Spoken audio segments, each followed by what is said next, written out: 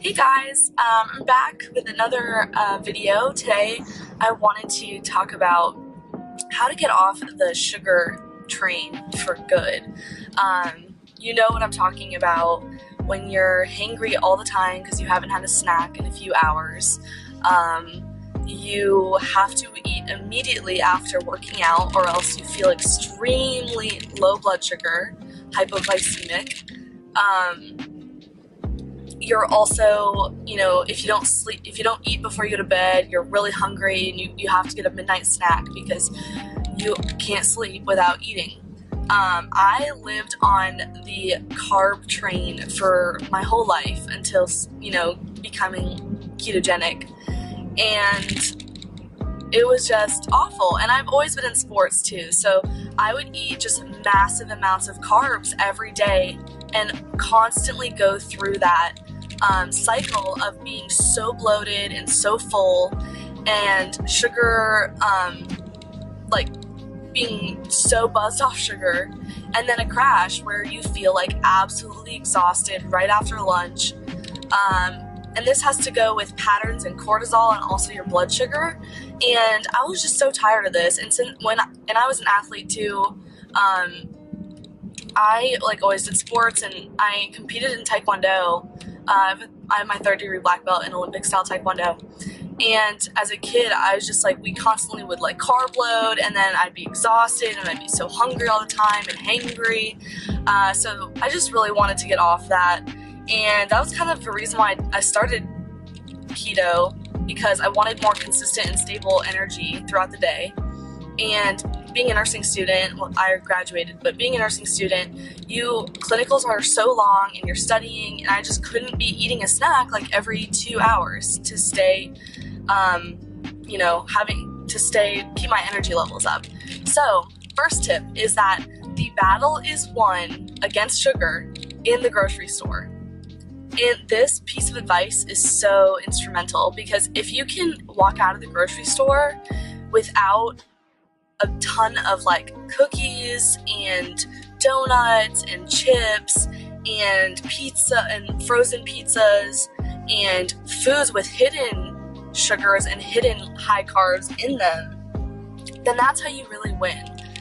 If you can make it out of the store, then it's not at home for you, it's not accessible to you, and you're not gonna be faced with the trouble of buying it and then being regretful that you bought something that's not very good for you. And then you're like, well, I don't want to throw it out because that's wasting food and I have no money, so I guess I'll just eat it. And it's just a bad cycle. So focus on winning the battle in the grocery store. I say this all the time, shop around the perimeter, stick to the fruits and vegetables and protein and fat that's around the side of the store. Stick to real whole foods. And this isn't advice for people that are keto, this is advice for everyone. If you are prioritizing real whole foods instead of sugary snacks and stuff that's processed foods and processed sugars, then you won't have a problem with this.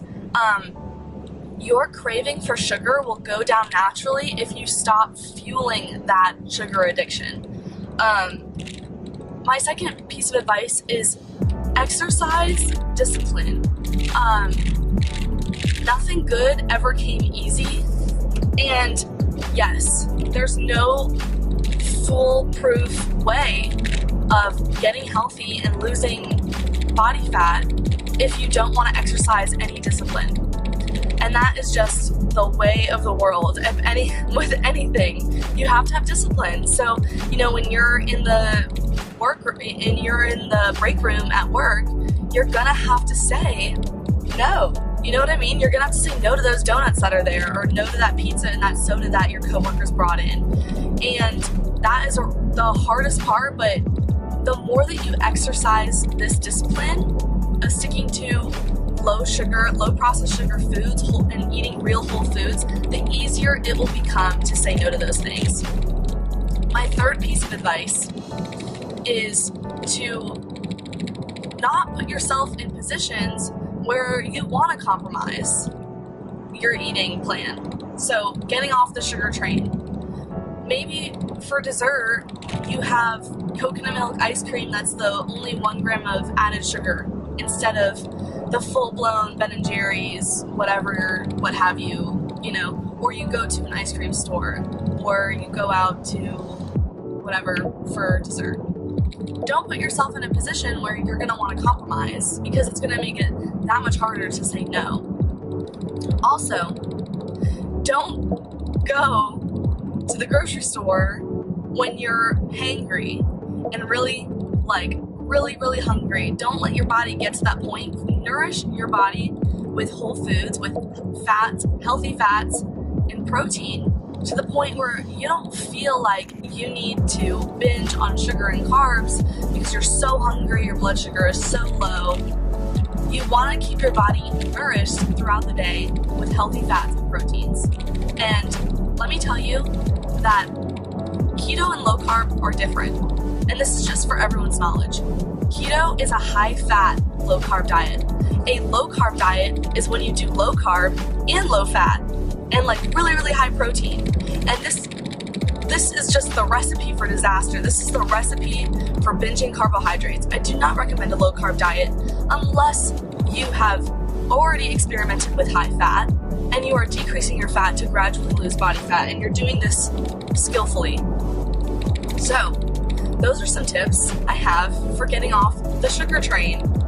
And my last thing I'm going to say is give yourself grace. Give yourself room to grow. You're not going to be perfect. You're going to eat the whole chocolate cake at dessert when you go out to dinner. And you're going to celebrate yourself. And with eating, you know, sweets sometimes. And that's okay. The people that quit healthy lifestyles are the people that fail and then think it's all ruined.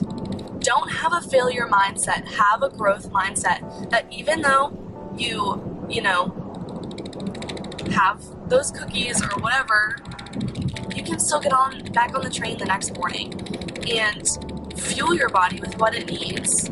So instead of, you know, and don't let that one treat during the day ruin the whole day for you. And don't let it ruin the whole week, you know. That's the problem with a lot of people are like, oh, well, my diet's ruined. I already had this or that. And now I just have to, whatever, I'm just going to have whatever because the day's ruined. Don't have that mentality. Although I will say that if you like cheat or eat a high sugary food, like you have a croissant for breakfast, croissant in a yogurt parfait for breakfast, that whole day your mind is going to be on sugar. Guarantee you. I have experimented with this myself. If I carb cycle during the day and I have high sugar foods during the morning, I'm way more likely to not have the discipline to say no to those things later in the day.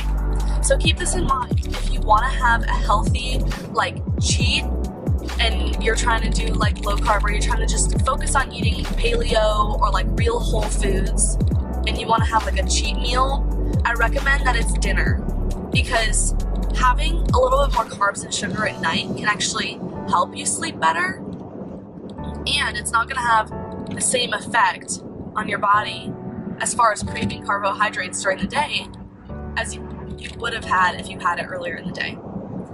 And if you have like a full blown out cheat meal, I will say the next day you may wake up more hungry than if you just had fat and protein for breakfast, for dinner, fat, protein, and a little bit of carbohydrates for dinner that night. Because I do this all the time. Like I'll have a huge pizza, and then the next morning, next morning I will wake up starving. And I'm like, what the heck? Like this is more than I usually eat. Why am I hungry? Your body wants more of those carbohydrates. It is a natural desire that we've evolved with, because we know that glucose is easily absorbed into the bloodstream and it's stored as fat to protect us in times of starvation. I have one more tip.